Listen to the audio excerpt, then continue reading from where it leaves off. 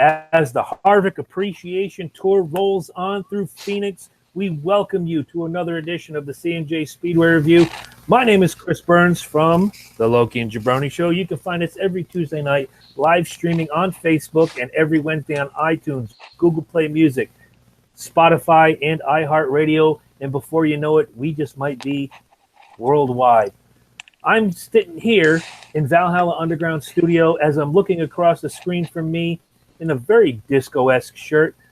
He is the man of the hour, the Tower of Power, too sweet to be sour, funky like a monkey. His name is Corey Huffnagel. Corey, how the hell are you today?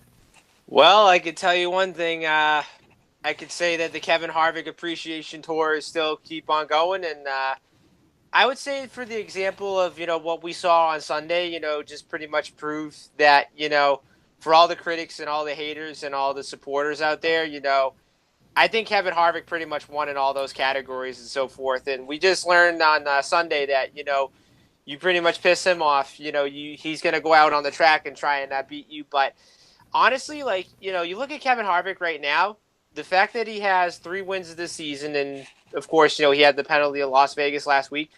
I really think, and I kind of predict at this point, even though it's kind of early, I think I see him as a championship contender, come playoff time, depending on how many races he wins this year in the regular season.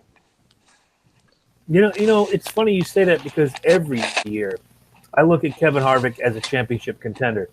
Whether or not he's a serious championship contender or not is the debatable question. Easily, with the exception of 2 or 3 times in his now 16, 17-year run, always in that championship hunt. With the inception of the chase, he's always in there. He's always in the battle. It's only been since 2014 with the move to Stewart-Haas Racing that he's in that top 5, top 6 every single year. Yeah. So, again, I'm going to sit here and I'm going to toot the horn because, let's be honest, right now I can. To see him knock off 3 of the first 4 races, 3 in a row, by the way, gives me a lot of hope.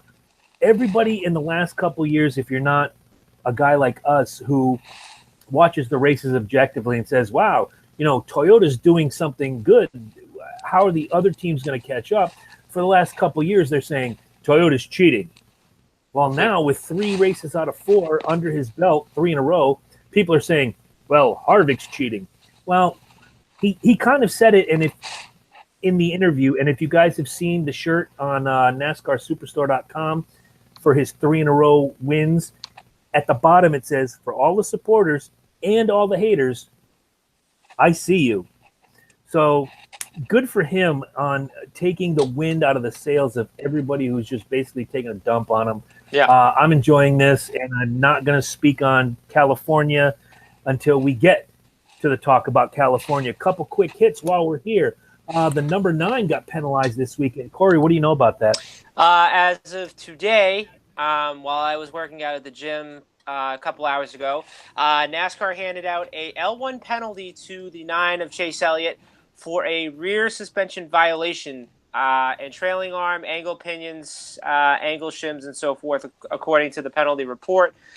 Truck trailing arm, spacer pinion, angle shim surfaces must be in complete contact in all points at all times, and apparently the 9 kind of failed on their inspection and so forth. So crew chief Alan Gustafson has been fined $50,000, and car chief Josh Kirk has been suspended for 2 races.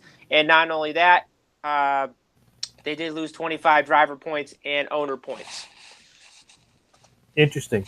Again, a team that is seemingly doing better and better every week, but just can't close the deal. I'm going to choose my words carefully because I really don't want to piss off Chase Elliott Nation real quick. Right. I'm having a problem buying Chase Elliott as a legit contender at the end of the year. Yes, he made the chase last year. Yes, he faltered early.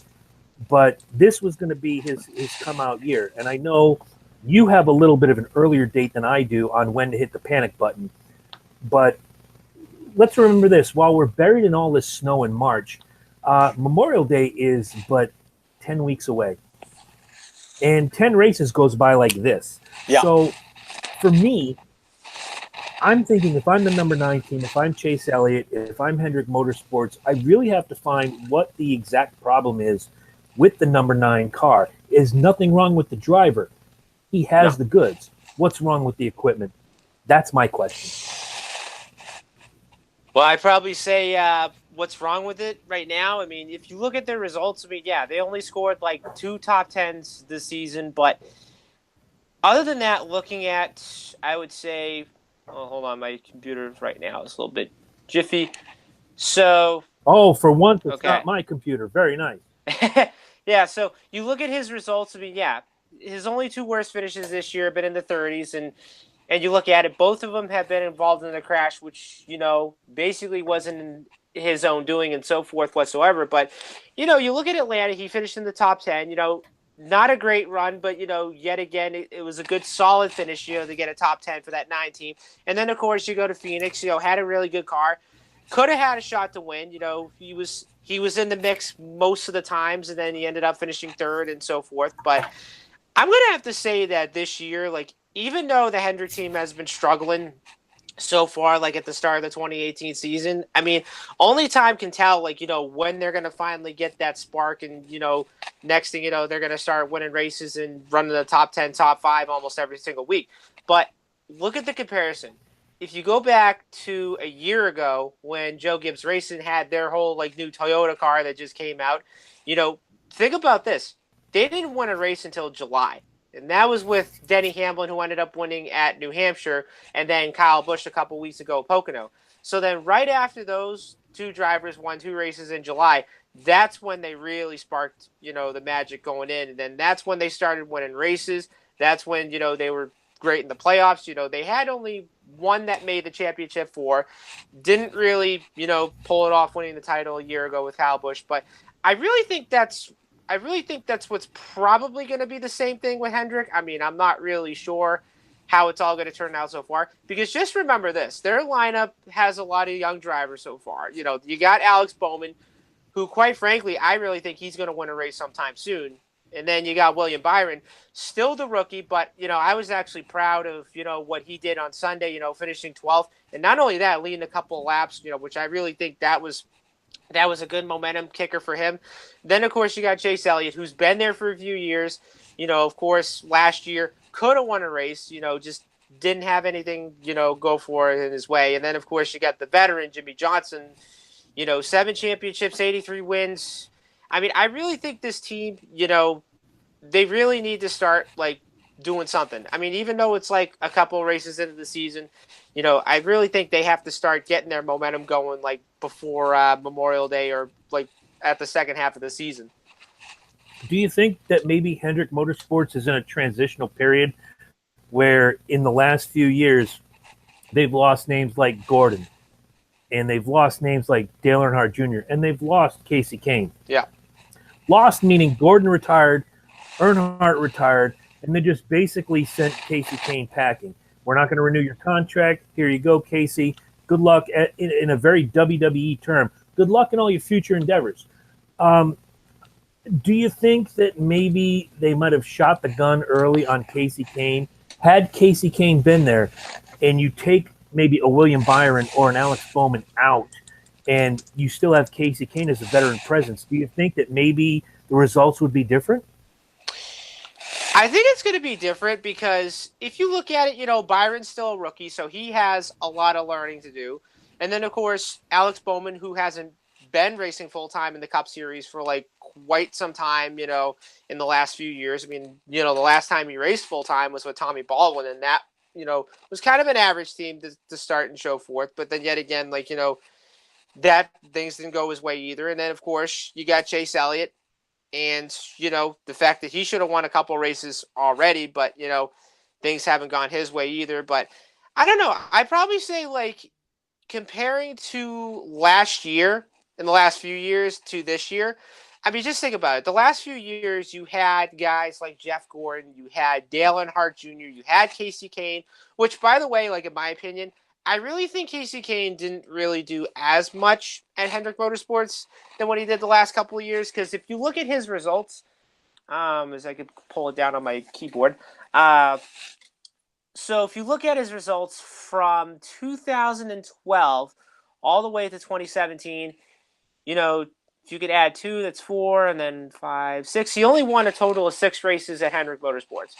And I'd probably say last year, 3 top 5, 6 top 10 finishes. You know, yeah, I mean, of course he got the one win at Indianapolis, but other than that, he just didn't really. They didn't really like capitalize, when it came to the playoffs and so forth and whatsoever. But then you go to Jeff Gordon. Of course, he's won 93 wins. He has a lot of Daytona 500s. He has 4 championships. You know, I would say that, when you had all the veteran guys come out and then you have a lot of the young guys come in, like, for example, William Byron and Alex Bowman, and then, of course, Chase Elliott. Yes, that's going to take them time to learn what it's like racing in the Cup Series, what it's like racing with all the Cup guys and so forth, and what it's like, racing all these tracks and races whatsoever. I mean, because if you think about it, the Daytona 500, 200 laps, so forth. And then, of course, you got the Coca-Cola 600, which is the longest race of the season. But then, like I said, these races are long. These races are long. And it's pretty much wipes out your adrenaline. But other than that, I really think that Hendrick Motorsports this season, yes, it is a different transition to what it is the last few years when you had guys like Gordon and you had Junior and you had Kane and so forth. But I really think that, if they can find a spark early, that's great. But if they can find a spark just like what Joe Gibbs did back in July, it could be the same as well. But then once you hit that momentum button, and then once they start winning races and then finishing in the top 5 and the top 10 every week, then you just have to sit back and watch and just say, like, all right, how is this team going to do in the playoffs? And then which of the 4 Hendrick Motorsports guys is going to make the championship 4? But I don't know. I mean, it should be very interesting, to see how they do in, like, the next couple of weeks. And not only that, like, at the second half of the season to see how this team does. I'm not quite sure I buy into the Joe Gibbs theory, only because JGR always keeps 1 or 2 vets on the payroll. And looking at JGR, they have 3 vets and a rookie. So going forward, even when Kyle Busch was leaving Hendrick to go to Gibbs, they still had a veteran presence in Carl Edwards. There's always a slick transition. Hendrick Motorsports is in a real particularly interesting spot because you have, again, we mentioned 2001 was Jimmy Johnson's rookie year. He didn't win Rookie of the Year, but he was a rookie then. He's a 7-time champion. He easily the cream of the crop when it comes to this generation of drivers. Yes, I said that out loud. Oh, that hurt. However, he really is. He's the cream of the crop. He is the veteran presence at Hendrick, but underneath him, he's got guys with less than 3 years or less experience on the Cup level. How is that translatable to success on the track? Not every rookie comes up and wins big. I know Harvick is an example. 3rd race, he wins the race. Jimmy Johnson, Ryan Newman, again, guys that came out big, strong out of the box, but not every rookie heads to victory lane their first year. I think Hendrick, 2018 is going to be a learning year for them, and 2019 is going to be when they explode. Chase Elliott, 3rd year. He's going to win a race this year. I'm going to stake it. I'm going to stake my claim on it right now. Chase Elliott will win a race this year if I have to go to the track and snipe everybody that's not named Kevin Harvick so that kid can cross first. Yeah. Byron, I'm really not liking what I'm seeing out of Byron right now. And past that, Alex Bowman the showman, man, he's just out there doing his thing. But, I know this began with talking about Elliott being penalized. The bigger news this week, before we get it's going to be, we got a lot of time to fill because there's no truck race this week. You shared something on the C&J Speedway Review Facebook page, which all of you should go like right now. And we're going to tell you about a contest at the end of the show, so stick around. Yep. No lows for the 48 next year. Boy, am I excited. Talk to me about no lows. So, this was just announced today that Lowe's will not be back on the car on Jimmy Johnson in 2019. So it's going to be very interesting to see, like, what the 48 team's going to pick up as their primary sponsor in 2019 and so forth. And it's actually very interesting because if you think about this, like there has been times where you know, there's been, driver sponsor combinations, like, they've been around, ever since their career first started. Like, for instance, I look at, Jeff Gordon when he started off with DuPont and then years later changed to Exalta and then whatever else and so forth. And so far, that's all I can say. But you look at Jimmy Johnson, yes, Lowe's has been on the car since 2002. Since then, it has won 83 races. It has won 7 championships, 3 Daytona 500s, I believe 4 Brickyard 400s, and so forth. And I would say that now they're leaving. I was actually not kind of surprised, but then yet again, like you do have like the sponsors that come in, for a few years, and then next thing you know, they leave out of the sport, and then you never hear from them again. And I think probably the reason why they're leaving is because of money, and it's kind of hard right now, with saving money nowadays with all these teams, and now NASCAR's trying to attract all these sponsors to come in, advertise this car, whatever, and so forth. But no, I would be very interested to see, what the 48 team's going to be sponsoring next season. But it's going to be funny, seeing the 48 car going out on the track in 2019 with no Lowe's sponsor on there. Well, the funny thing is that he's signed through the end of the 2020 season. Yeah. Keep this in mind. He's also in his 40s. Very few race car drivers have a fantastic career past their 43rd birthday. I could point to Dale Earnhardt Sr. I could point to Rusty Wallace, Harry Gant, Terry Labonte, very few others after their 40th birthday who have really great seasons.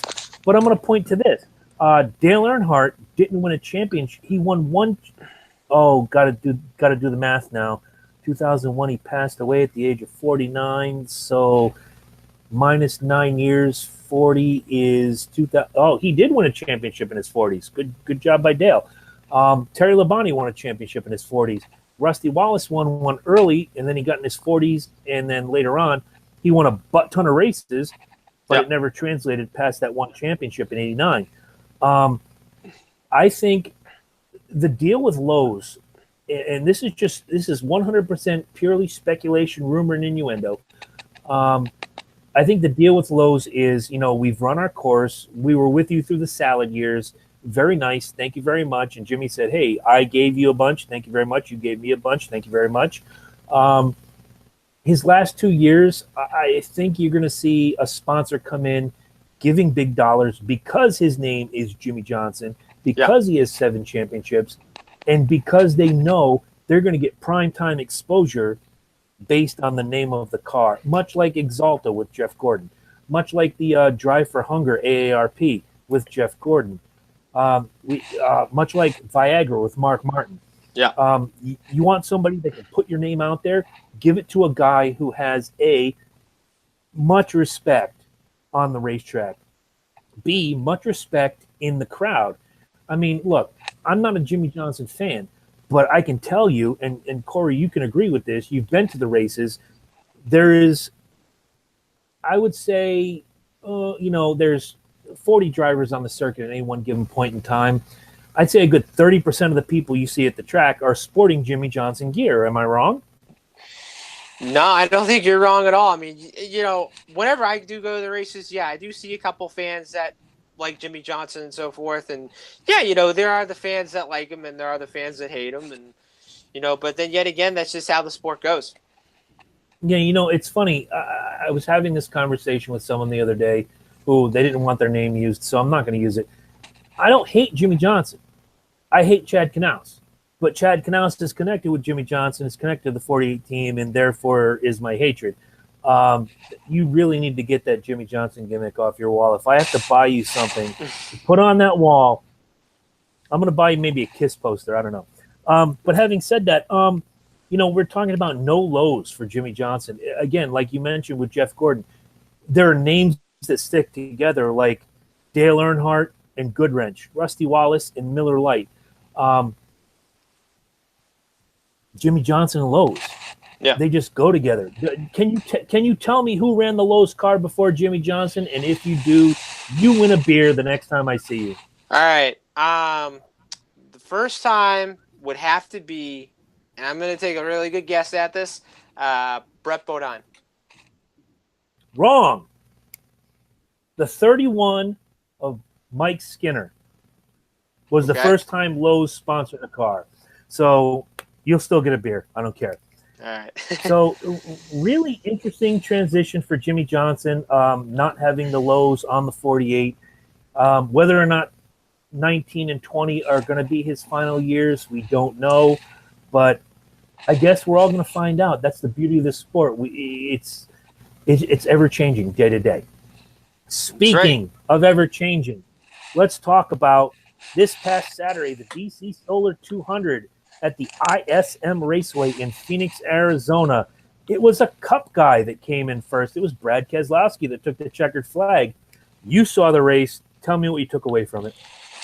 So I'd probably say that this weekend's race, of course, I wasn't really surprised that, again, a Cup guy ended up winning the race. But I think what actually kind of interests me the most was this was actually a race that came down between Brad Keselowski and the 7 of Justin Allgaier, because you look at Allgaier, he started on the pole, he led a race high of 76 laps, and come to think of it, like I was actually, it's funny because I didn't really see the race this weekend because I was at a bachelor party on Saturday, so I figured, Yeah, by the way, good job on taking home the gold medal in that gimmick. Oh, thank you.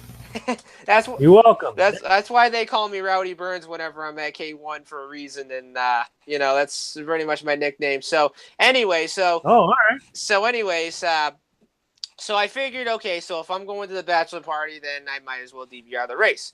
Well, what I didn't realize was that Phoenix ended up having rain, and you don't see rain out in Arizona that much. So then, to pretty much add insult to injury, then they had to move the race to Fox Sports 1, and apparently I didn't really record the rest of the race and so forth. But the only thing I don't like is when they hate that. Tell me how much you hate that.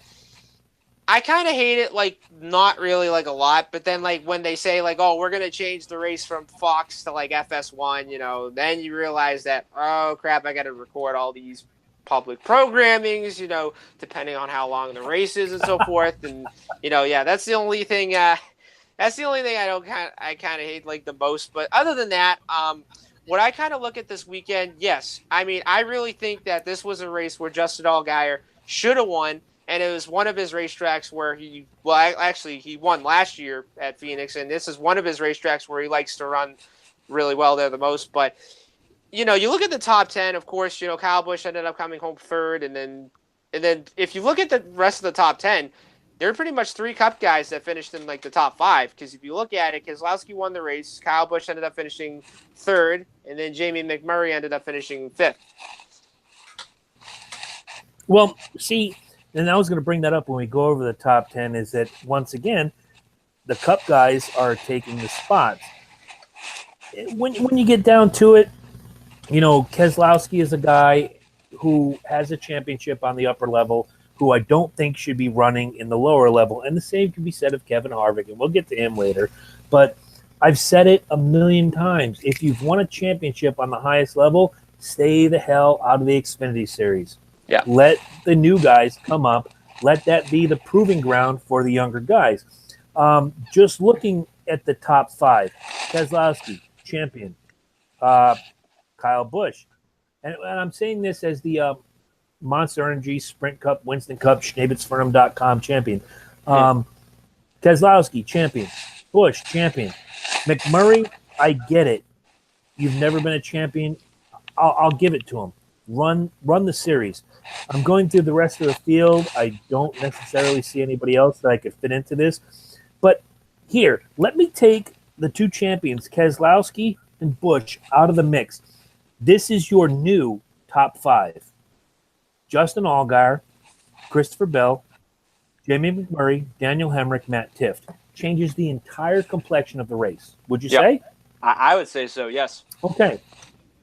So, again, I get that at certain tracks, certain guys want to go down to the the lower level and get some track time, get the feel for the track. But if, I have a friend that works for NASCAR, and we've had discussions where I tell him, I'm like, I don't know who you have to get this to, but tell them that if you've won a NASCAR Monster Energy Cup, Sprint Cup, Nextel Cup, Winston Cup, Sippy Cup championship, you cannot go down because now you're just eating up track time. Mark Martin has the most wins ever in the Xfinity, Busch, SchneebitzFernum.com, middle of the road, second tier racing championship level.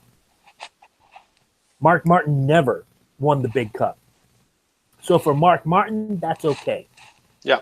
If you're Kyle Busch, Brad Keselowski, Kevin Harvick, Jimmy Johnson, Tony Stewart, etc., so forth, stay the hell out of the lower series. Yeah. You're killing me right now. But having said that, let's just go through the top 10 before I get too angry. All right, so we already mentioned the 22 of Brad Keselowski walked away the winner. Justin Allgaier second, Kyle Busch third. Christopher Bell, who I think we both picked to win, finished fourth, not bad. Jamie McMurray fifth, Daniel Hemrick sixth, Matt Tifft seventh, Cole Custer eighth, Elliott Sadler ninth, and Tyler Reddick rounds out your top 10. Other notables are Kaz Grala in 12th, Ty Dillon in 13th, Ryan Truex 15th, Austin Cindric a disappointing 16th. And as I go down the list, I really don't see a lot of guys that screwed the pooch. Give me your happy moment. Who do you think deserved their spot, and who was your disappointment in Saturday's race?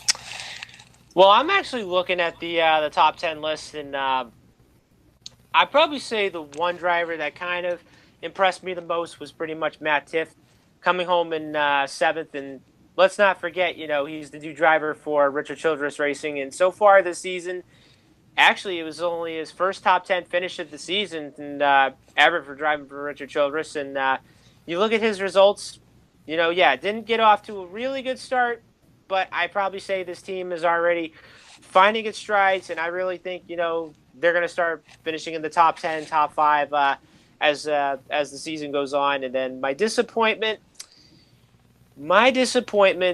is going to have to say, this is kind of tough to choose at this point, but I'd probably say my disappointment would have to be Cindric. Okay. Yeah. When we go back and we look through the list and we see Cindric, and I mentioned it when I ran down the notables, 16th is not the spot for Austin Cindric. This was a guy last year that really came up and proved himself. I didn't know the name Austin Cindric from anything until really when we started this and I started paying more attention to the Xfinity series. I got to tell you, back in the 90s, I was all about then the Busch series. Loved watching Saturday and then Sunday racing. The more racing, the better. Yeah. The problem I had, and it goes back to the rant earlier, and I may save this, I might do like a little special live feed one time on the page just to talk about it, because I don't want to waste too much of our time here, is that if you're a champion on the upper level, stay the hell away from this series. Yep. Ken Harvick won that series championship in 2001. He had yet to win at the time, Sprint Cup. Then he wins another one in 2005. I remember how happy I was for him. But then I started to think about it. And again, my buddy who works for NASCAR then worked for our local paper. They had a racing page every Sunday. And he asked me for a quote. What does it mean for Kevin Harvick to go down and win the championship? My analogy was this, and it's somewhere out there in print. It's a lot like if Kurt Schilling decided to go down to the Pawtucket Red Sox. For those of you in the country who don't know the Pawtucket Red Sox, they're the AAA affiliate for the Boston Red Sox, clearly.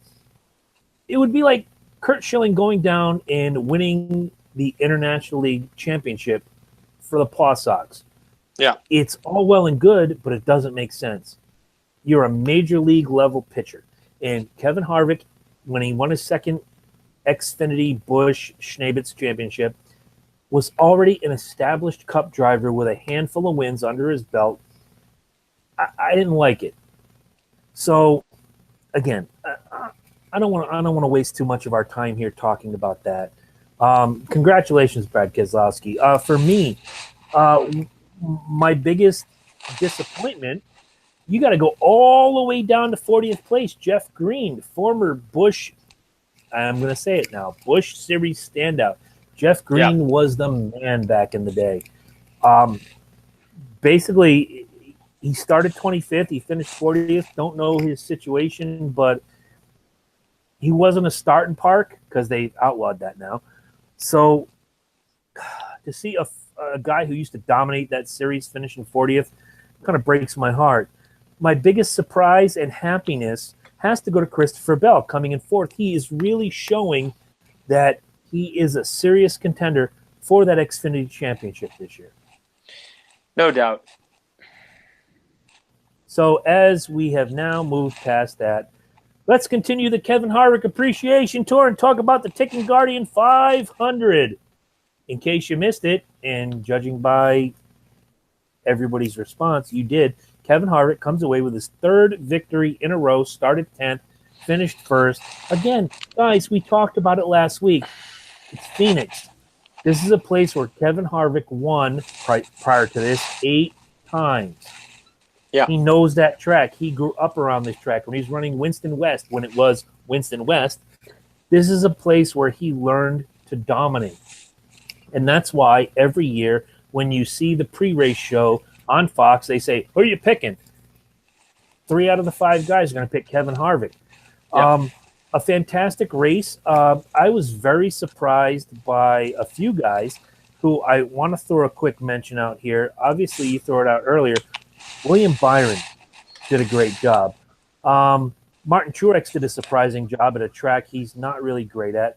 Ryan Newman, who I picked last week to win the race, gave a respectable performance. And before we hit the panic button, I'm going to give another prop right now. Mark your calendars. March 14th, 2018 at 8:55 p.m. as we're recording this, Jimmy Johnson comes home 14th when he was running like junk most of the day. So for him to finish in the top half was fantastic in my book. Oh, absolutely. I mean, if you look at Kevin Harvick, I mean, of course, looking back on this race on Sunday, I mean, even though he didn't have the dominating car most of the race, and as my cat tries to invade our camera.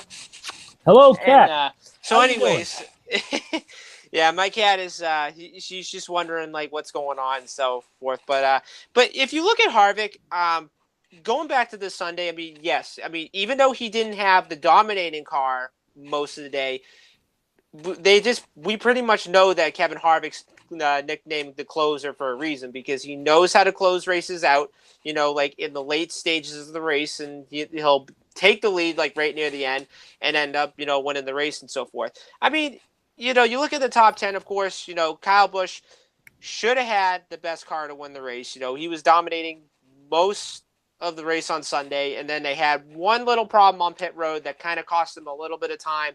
And then, of course, he tried to run the leader down, but he just couldn't even get there and all that stuff and so forth. But now you look at Harvick, who's won 3 straight races, I want to say, now is on the verge of history of winning 4 straight. I mean, I got to tell you, I really think that, I wouldn't be surprised if he wins his 4th straight race this weekend coming up, or he'll probably win 5 straight either way. But I really think that now, I really think right now, since this team has already won 3 races so far, I mean, even though it's too early, I still think that this is going to be a team to watch, not only this in the regular season, but pretty much in the playoffs coming up in September. All right, I'm really surprised by you saying that. Kevin Harvick has 1 career win at Auto Club Speedway in California, which was in 2011. Yep. Bump draft, Jimmy Johnson, get around him. And that was in the 29 Jimmy John's car back in the early stages of the Budweiser Jimmy John's collective sponsorship. I don't want to get too far ahead of myself, but to watch Kevin this weekend, and again, I'm a homer. Look behind me. It's like the Kevin Harvick Shrine. I can't be over there because that's Loken Jabroni land. But right here, this is C&J Speedway Review land right here. To watch him stay in contention the entire race and knowing, and in my mind, again, as a Kevin Harvick fan, I'm like, it's only a matter of time. It's only a matter of time. And as we're watching the race here at the compound, I'm talking to my girlfriend, my stepdaughter, etc. My stepdaughter's a Denny Hamlin fan now. Yeah. Because Danica retired. She comes home, the race is on. Where's Denny? Where's this? Where's that? I'm like, oh, here, and here. Well, what racetrack are they at? Phoenix. Well, who's the best at Phoenix? And I looked at her and I said, Kevin Harvick. She goes, oh, so I'm not going to win. So it's a track where, again, it's like, I don't want to say Daytona. Let me pick another track, Bristol. There are certain guys that no matter how much calamity is involved in a Bristol race, there are certain guys that know how to navigate. Rusty Wallace, Darrell Waltrip, Jeff Gordon. There are just certain guys that know how to get around those tracks, avoid the trouble, and get to victory lane. This is one of those tracks for Kevin Harvick. And I knew when I sat down in my big old easy chair with a beer at my side, I said, and corned beef cooking on the pot, I said, this is going to be my day. I'm going to get 3 in a row. So, it sounds like bugle trumpeting. You know what? Toot, toot. I'm going to trumpet. I knew going into this, Kevin Harvick was going to win this race, and by God, he did. What was your, oh, Christ. I'm sorry. God bless me. Your biggest happy moment, and what was your biggest disappointment in this race? So I'd probably say my biggest happy moment would definitely have to be William Byron.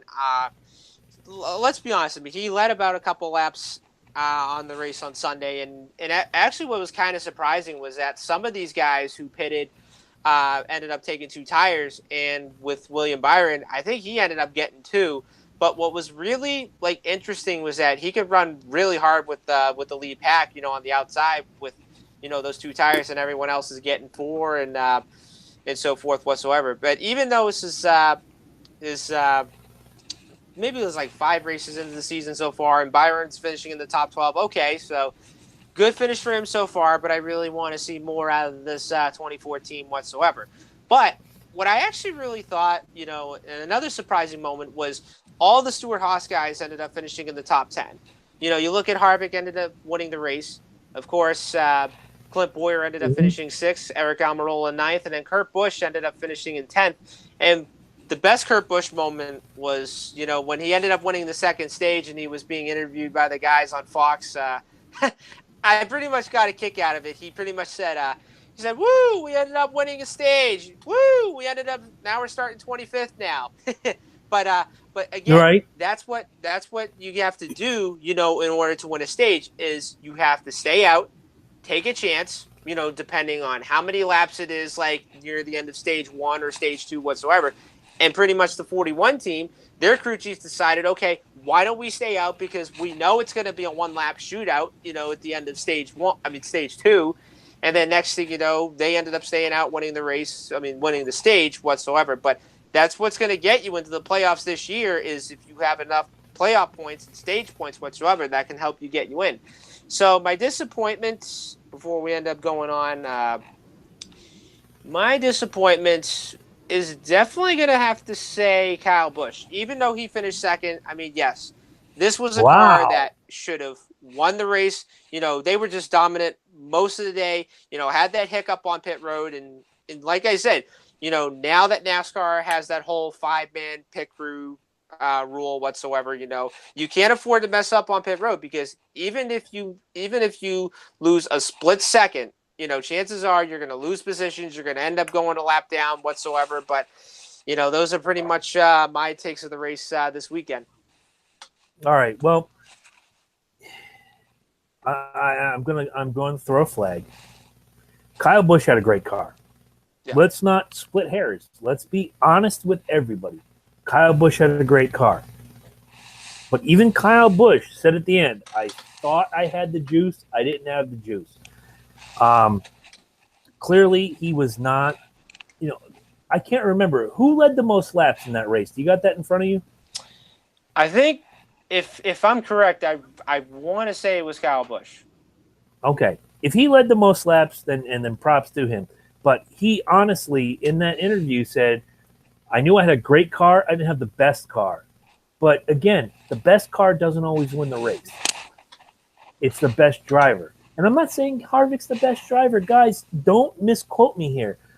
But when you're a great driver at a track that you're so familiar with, you always have to look over your shoulder to see if he's coming.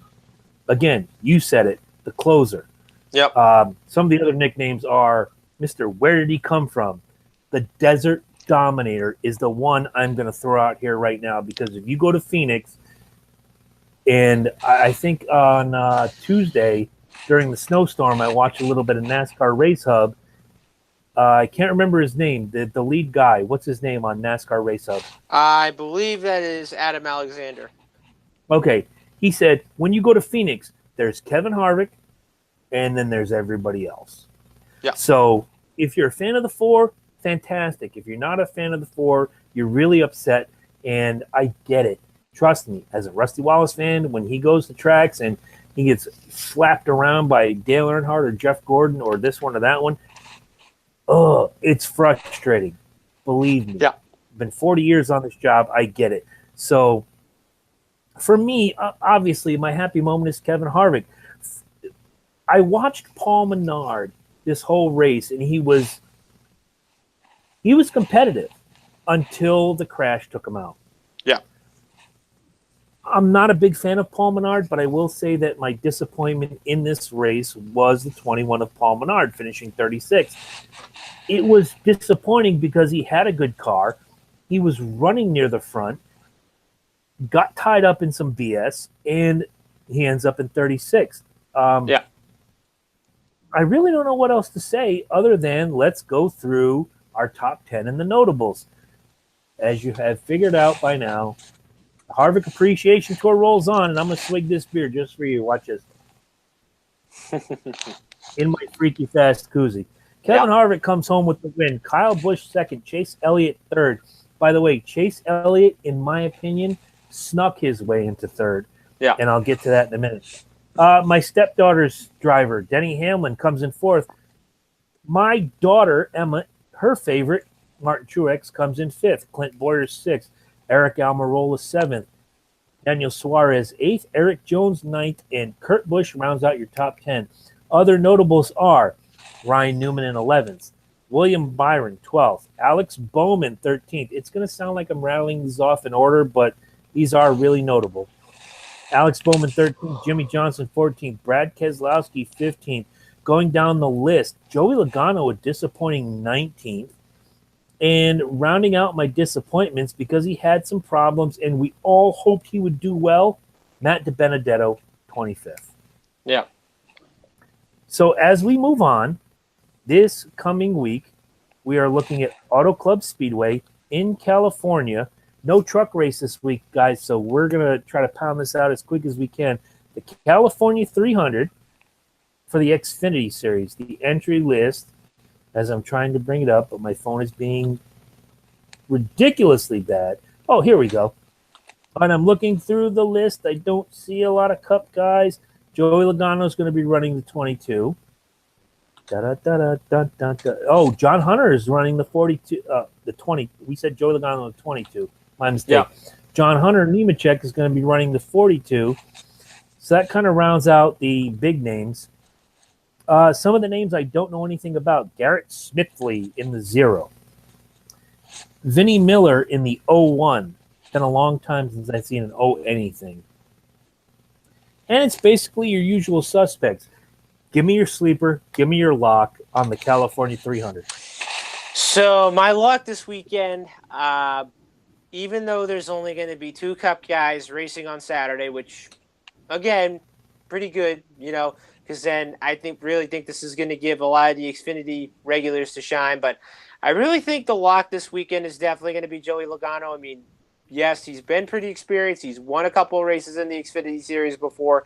He actually won in the Xfinity Series of California, I think a couple of years ago in 2012. So, but I'm looking at the entry list the last few days, and I thought, he's just basically going to be the one to watch. And, no matter where that 22 goes or no matter who's in that car, they're just going to be the ones to watch week in and week out.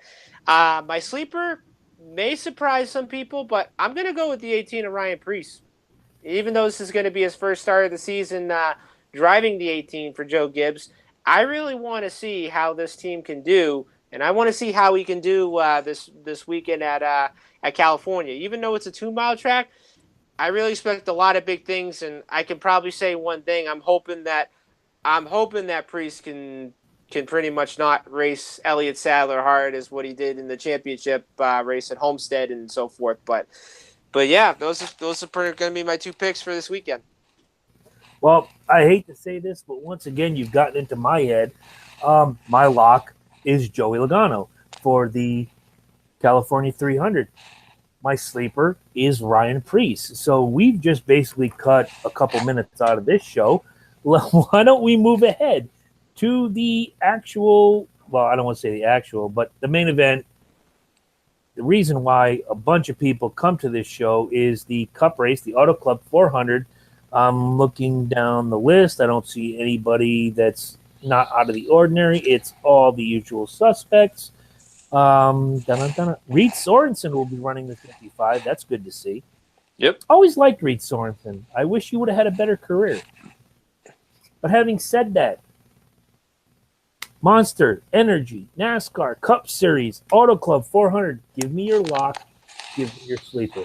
So this one was kind of tough to choose by, but even though that Auto Club Speedway is kind of like Atlanta, even though it's like worn out, bumpy, and all that other stuff in between, you go back to the last time they were on a worn out racetrack, and you look at the driver who won on a worn out racetrack, and the guy that's going to be on my lock is definitely going to be Kevin Harvick because few things. One, he won on a worn out racetrack, which is at Atlanta a couple of weeks ago. And of course, and we all saw what he did at Atlanta back in February or March, whatever, dominated the race, ended up winning. And I really think if things go his way on Sunday, I really think we could probably see the same thing, even though it's been shortened to 400 miles instead of 500. So it's probably going to be like 200 laps and everything else and so forth. My sleeper this weekend, I'm going to have to say Jimmy Johnson. Because even though he's won there a few times, I really think that this is a track where, he could probably, get a good run on Sunday. If things go his way, maybe a win and so forth. Because let's be honest, when you're racing on a worn out old surface racetrack that hasn't been paved in a really, really long time, everybody's going to be screaming for tires. Everybody's going to come out with either 4 tires, 2 tires. And hey, you might have some of the guys that, that'll stay out and get track position. And then next thing you know, they'll be all the way down in like 25th within like a single lap because the guys on 4 tires is going to beat everybody on worn tires and so forth whatsoever. But, even though California, you could just go 3, 4 wide on that racetrack, I think the racing is going to be exciting, not only for the 2 stage races, but I think pretty much the racing this weekend in general. Well, I want to bend the rules just a little bit on this one. I have 2 locks. And the reason I have 2 locks is because it's 2 guys that I think have been running up front. I know they've been running up front. They both deserve a win. They both have been running and they're hungry and they want that win. And it's not surprising that it's my daughter's driver of Martin Truex Jr. and my stepdaughter's driver of Denny Hamlin. Those are my 2 locks. Hamlin has been running great, run into some trouble. He's really not been able to capitalize on the good cars that he's had. Truex, again, it's a track where he's notoriously good at, and he needs that win to cement himself to say, you know what, I'm not a paper champion. I'm a guy who earned this last year, and I'm going to show the world, all of you, that this is something that I need to do. I need to get that win. I need to get back in the championship hunt, and I need to just basically prove myself to the world. Yeah. My sleeper, I'm picking it now. I honestly, I wanted to make it my lock. I really did. But something in my head said, don't do it. Chris, you're an idiot. Don't do it. So I put him as my sleeper. Chase Elliott. I really think that this is the weekend, based on what I saw at Phoenix, that Chase Elliott is going to make the transition from bridesmaid to bride. This is the weekend. So I really, and you know what? If we had a hopeful, and maybe we should do a hopeful real quick, I'm just going to keep him as my sleeper. Yeah. Chase Elliott is going to see himself in victory lane this weekend. Now, because I'm a fan of changing the rules every now and again, do you have a hopeful for this weekend at the Auto Club 400? So my hopeful, I think mine's is going to be a little bit different, but I'm going to say my hopeful is going to be the 19 of Daniel Suarez. I mean, he had a good run this past weekend at Phoenix, and I really think he's the one that that could probably impress some people and surprise some people whatsoever. And let's not forget the last time that Daniel Suarez ever won on a 2-mile racetrack in his career was back at Michigan a few years ago when he was running in the Xfinity Series at the time. So, I mean, honestly, I really think he's going to be a one that'll probably get his first career win sometime soon. Wow. My hopeful, I mentioned him earlier. I really want him to break through, and I'm not a fan of Hendrick Motorsports, guys. If you've ever watched this show for more than 15 minutes, I am not a fan of Hendrick Motorsports, but my hopeful is the 88 of Bowman the Showman, Alex Bowman. I really want him to have that breakout performance because he is talented, and we know he's talented. Yeah. Give him that cup performance that shoots him up to the next level. He's here now. He's like, oh, rookie guy. He filled in for Dale Jr., yada, yada, yada. Let's move him up here. And with a win, he can then translate it into the next level and the next level. And it will bring, look, the better Hendrick Motorsports does as the most decorated racing franchise in history, the better he does, the better it is for the entire sport. So that's my hopeful. Alex Bowman in the 88. Now, without further ado, you guys have been waiting for this. Corey pimped it out earlier this week. We have a contest. And it's going to end as I break out my little gimmick calendar right here. Today is March 14th. Pi Day. So our Pi Day, good job by you.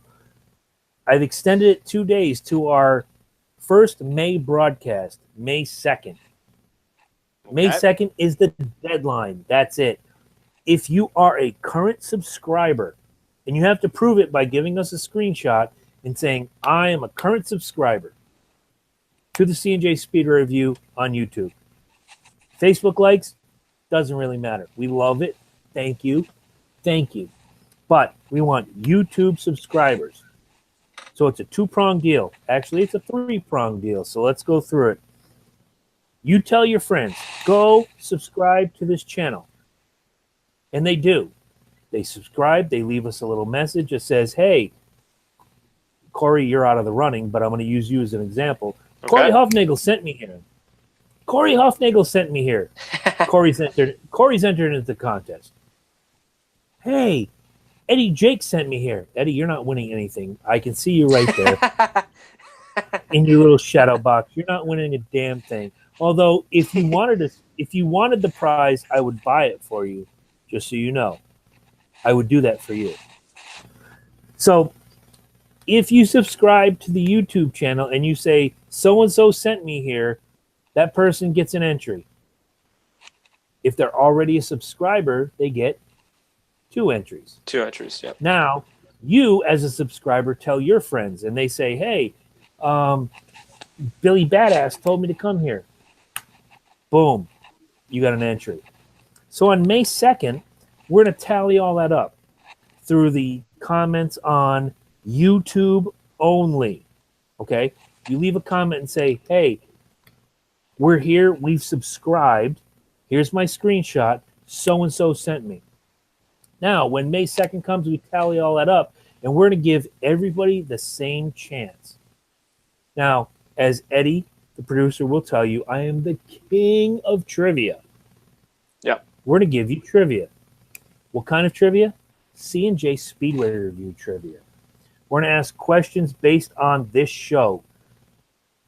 And What was Corey's lock on 314 for the Cup Series? What was Chris's lock for the Xfinity Series on December, whatever? Or you get the idea. Here's the drill. All the entries have to be in by May 2nd. On May 9th, we will figure it out, and we will start calling everybody. It'll be live. I'll do it on my gimmick phone if I have to. No Google machine, no bullshit. It's trivia. One winner. One. Winner takes all. Just like every other trivia contest I ever do. Here's what you're going to get. 1 month of Speed Crate. Courtesy of the C&J Speedway Review. If you've never seen Speed Crate, go to speedcrate.com. I was hoping mine would be here, but weather has basically told me to kiss an ass.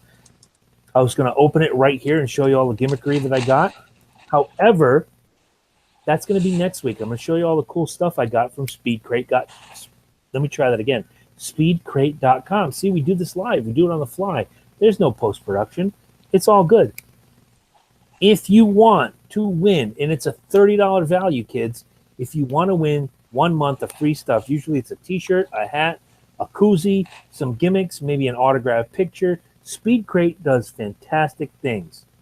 And Brian Cox from Speed Crate, I've been in contact with him, has offered for me to lower the price for this 1 week gimmick that we're going to send to you as a subscriber to C&J Speedway Review. So the $30 value is only going to come $15 out of our pocket. However, you're getting it absolutely free. And if you want to continue, just sign up. It's easy. www.speedcrate.com. That's what you'll win. So in the next, let me count real quick. May 2nd is 1, 2, 3, 4, 5, 6 weeks from this episode. All you have to do is tell your friends, get subscribers, tell them, hey, Zach Coons sent me, or hey, Mike Smith sent me, or hey, Bill Ruff sent me. All you have to do is do that. They're entered, and now you share it, and you're entered. You want to win some free stuff? Free stuff doesn't come along every day. This is how you can win some free stuff. Corey, have you ever done Speed Crate before? No, I have never used Speed Crate, and I've actually never even heard of that company. Now that you said it, it's funny because the Loki and Jabroni show, shameless plug, on April 8th will be at Hooters in Wethersfield doing WrestleMania, and the prize, the one grand prize, is going to be a 3-month subscription to the WWE Network and a WWE Loot Crate, which is the same as Speed Crate. You get free stuff. Guys, Speed Crate will send you a t-shirt, a pennant, a koozie, etc., so forth. $40 to $50 to $60 worth of stuff for $29.99 a month. We're willing to give that to you for free. 1 month. Yeah. You like it, you subscribe. You don't like it, take your free stuff and walk away. We don't care. As long as you do your due diligence and tell people, you need to watch this show. You need to subscribe. You need to tell them that I sent you. If your name is Jim Jones, hey, Jim Jones sent me. We are going to look at the comments between myself, Corey, producer Ready Focus. We're going to compile the list. If you want to join the Facebook page, that's great too. That's the way you can send us the message and say, hey, we subscribed. Here's my screenshot. Boom, in the contest. One winner. Just one. That's right. We want to give you not only the best racing talk we can give you, but we want to give you something that says, hey, maybe next year they'll do another contest. Who knows? Who knows? So, Corey, what do you have to plug this week? So, pretty much the same as usual. Facebook, NASCAR IndyCar Central. Twitter, I am at NASCAR Indy. Instagram at NASCAR IndyCar. And a few notables this week. I don't know if you know in the background, Harvick's sponsor, Anheuser-Busch.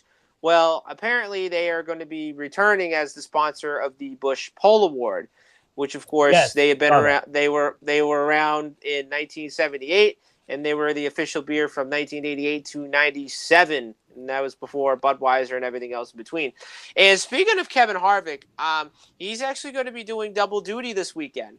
So tomorrow night, he is going to be running the K&N Pro West Race at Kern County Speedway in Bakersfield, which is his hometown, and not to mention the K&N West Series opens up its 2018 season tomorrow night, and as you know, the E Series opened up about a month ago at New Smyrna, so it should be very interesting to see how Harvick does at Kern, and not to mention, I'm hoping that Harvick can get a win on his home track and so forth.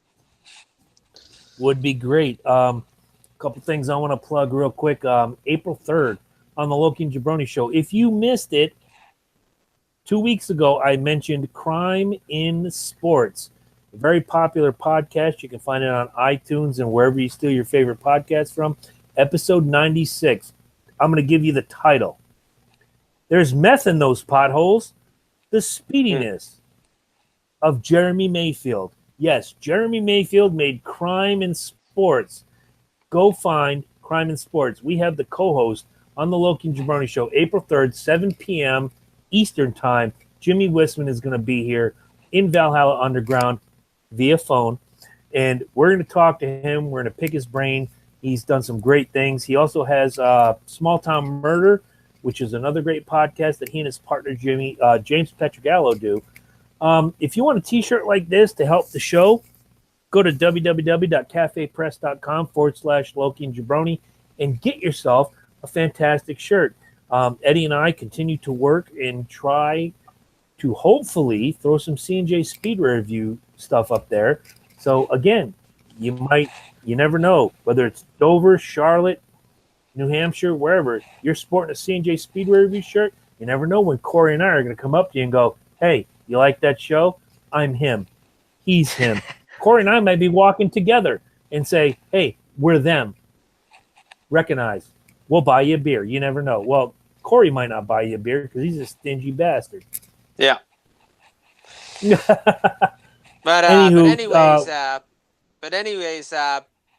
before we ended up closing out, so if you look at Phoenix this weekend, and then when we go back in November, keep this in mind. When we go back to Phoenix in November, it's going to be a lot different because I know the track's doing a lot of changes, and they're taking away like the grandstand seats and they're adding new ones, and they're also doing, a lot of stuff in the garage area and everything else that's going to be renovated and so forth. But what's actually going to be interesting when they go back to November is the start-finish line. And even though it's going to be moved down like right where the dog leg is going to be, and I'll tell you one thing: not only the Charlotte Roval I'm really looking forward to, but I'm also going to be looking forward to the one in Phoenix as well, because not only this is the last race of the playoffs to see who can get into the championship four, but this is also going to be a race where you have the start-finish line at the Roval. Just imagine how many fantastic finishes we're going to see from now until like beyond like the foreseeable future and everything and so forth. Because, guys, we've all seen what everybody does. Like, when they cut through that dog leg, they pretty much try to make it 4 wide, maybe 5 wide, 6 wide. Okay, maybe not 6 wide, but anyways, there's actually been times where, a driver would cut down at the center of the track, which is known as the dog leg, and then they try to come up, but then next thing you know, they have to try to like gain control of the car and then try to steer it like as best as possible. Well, we actually saw, and actually the one dogleg incident, and I can probably think about this, and there's been like numerous times like when this track was like repaved, reconfigured, and whatsoever. I want to go back to 2011, and this was the race before the championship that year, and I remember there was a time where which was the late Jason Leffler, God rest his soul.